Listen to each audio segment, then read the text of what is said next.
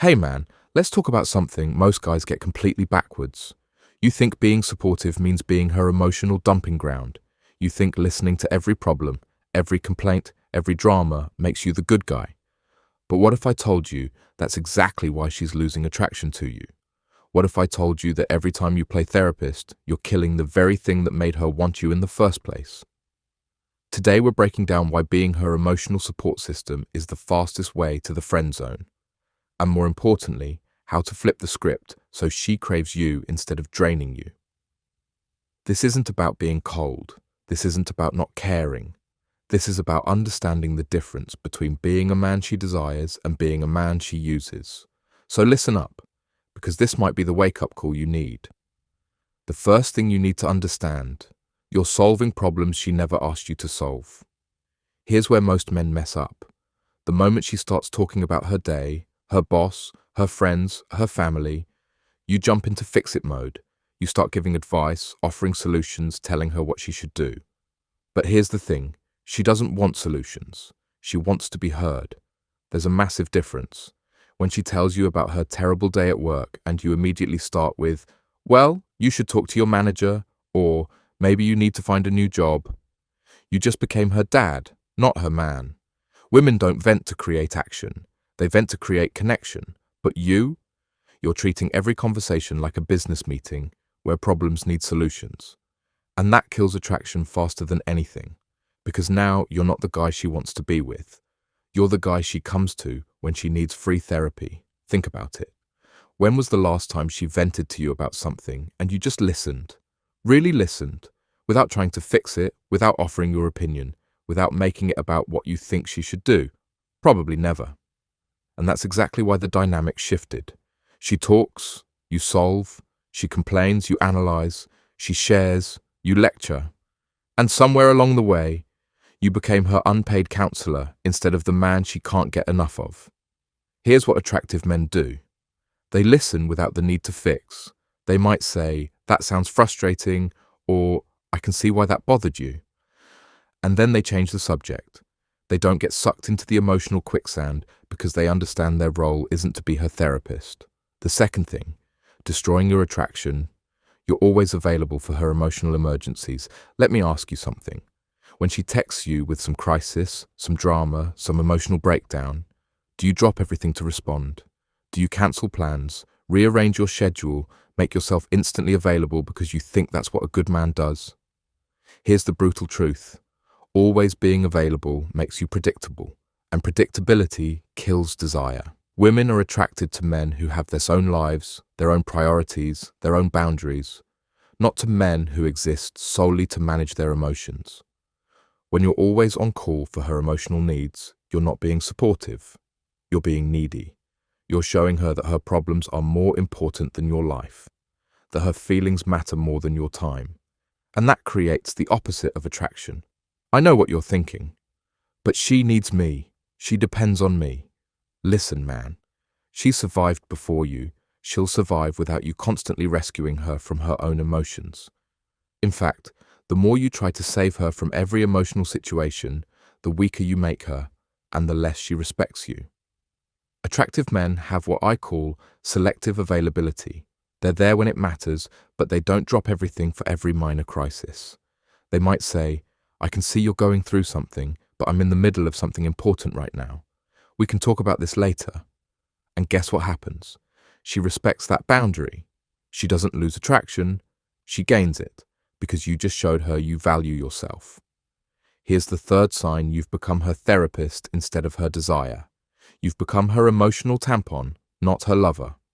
Here's a hard truth that most men can't handle. If she's telling you about other guys, if she's sharing details about her dating life, if she's asking for your advice about relationships, you're not her man, you're her girlfriend. And that's exactly where you want to avoid being. Women don't sleep with their girlfriends. They don't desire their therapists. They don't crave their emotional support systems. They want men who make them feel like women, not men who make them feel heard. Women already have friends for that. They have therapists for that. They have family for that. What they don't have is a man who creates tension, desire, sexual energy, instead of emotional safety nets. When you're always the shoulder to cry on, always the ear to listen, always the voice of reason, you become safe. And safe is the enemy of desire. Safe is comfortable. Safe is predictable. Safe is sexless. Think about the men women actually desire, the ones they can't stop thinking about, the ones who make their hearts race. Are those men sitting there analyzing their problems? Offering solutions? Being their emotional rock? Hell no. Those men are creating mystery, maintaining distance, staying unpredictable. And here's what's crazy. The less available you are emotionally, the more she'll crave you physically. The fourth sign you're in the therapist zone. She calls you when she's upset, never when she's happy.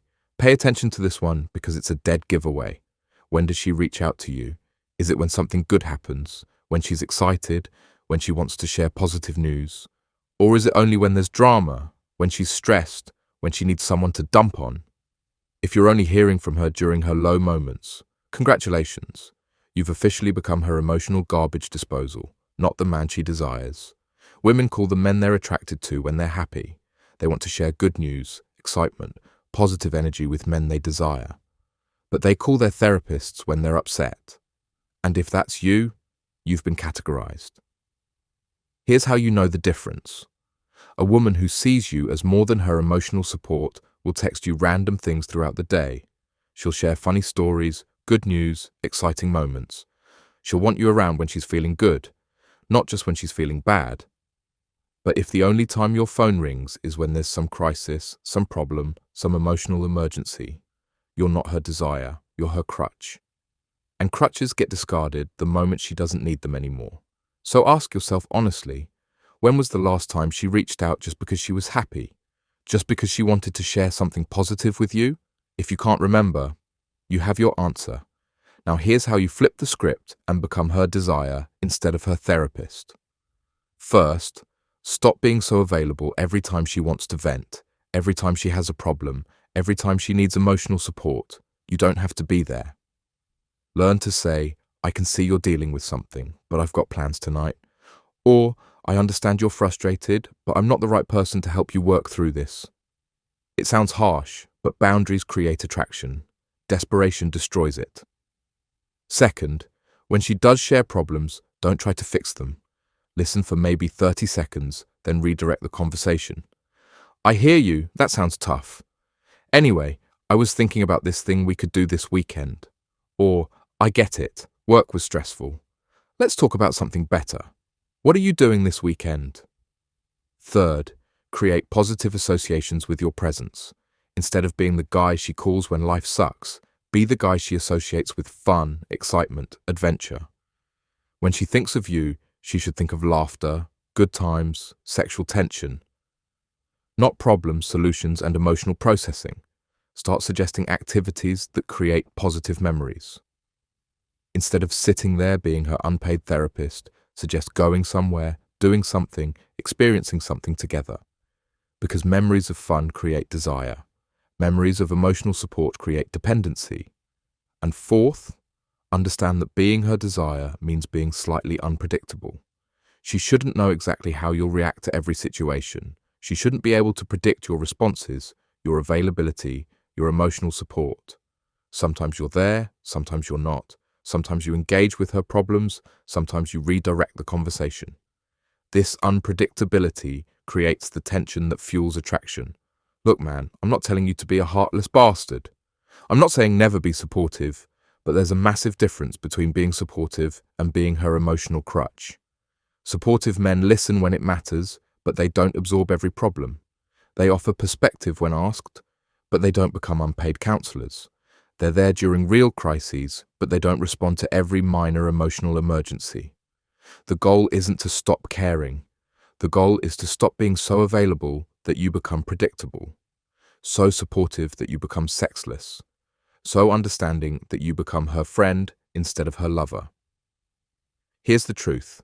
Women are attracted to men who have their own emotional strength, their own problems, their own lives. They want partners, not therapists. They want equals, not emotional support systems. And the moment you start treating her problems like your problems, her emotions like your responsibility, he And the moment you start treating her problems like your problems, her emotions like your responsibility, her need for venting like your job, you stop being attractive and start being useful. And useful gets replaced the moment someone better comes along. So stop being her therapist, start being her desire, because at the end of the day, she can find emotional support anywhere. But the man who makes her feel alive, makes her feel desired, makes her feel like a woman, that man is rare, and that man is the one she'll never let go.